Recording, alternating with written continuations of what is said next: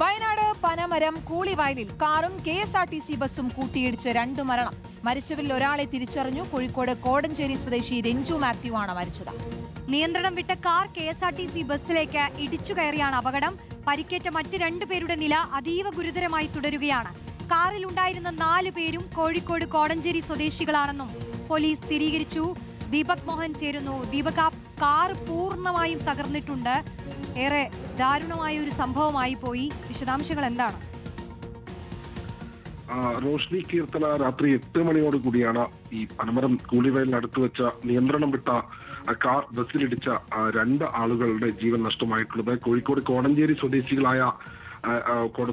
സ്വദേശിയായ രഞ്ജു മാത്യു, അതോടൊപ്പം മറ്റൊരു ഇതര സംസ്ഥാന തൊഴിലാളിയാണ് രണ്ടാമത്തെ മരിച്ച ആളെന്നാണ് ഇപ്പോൾ വിവരം പുറത്തു വരുന്നത്. നിയന്ത്രണം വിട്ട കാർ അമിത വേഗതയിലെത്തി ഈ ബസ്സിൽ ഇടിച്ചു കയറുകയായിരുന്നു എന്നാണ് ദൃക്സാക്ഷികൾ പറയുന്നത്.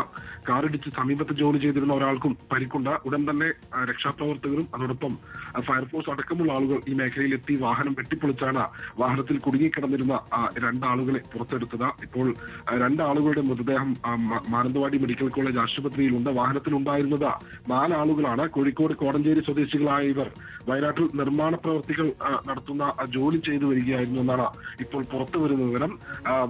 നാട്ടുകാരും ഒപ്പം രക്ഷാപ്രവർത്തകർ അടക്കമുള്ള ആളുകൾ വളരെ പെട്ടെന്ന് തന്നെ വാഹനം വെട്ടിപ്പൊളിച്ച ഇവരെ പുറത്തെടുത്ത് ആശുപത്രിയിൽ എത്തിച്ചിരുന്നെങ്കിലും രഞ്ജു സ്ഥലത്ത് വെച്ച് തന്നെ മരിച്ചു എന്നാണ് പുറത്തു വരുന്ന വിവരം. മറ്റ് 2 ആളുകൾ ഇപ്പോൾ മാനന്തവാടി മെഡിക്കൽ കോളേജ് ആശുപത്രിയിൽ ചികിത്സയിൽ തുടരുകയാണ്.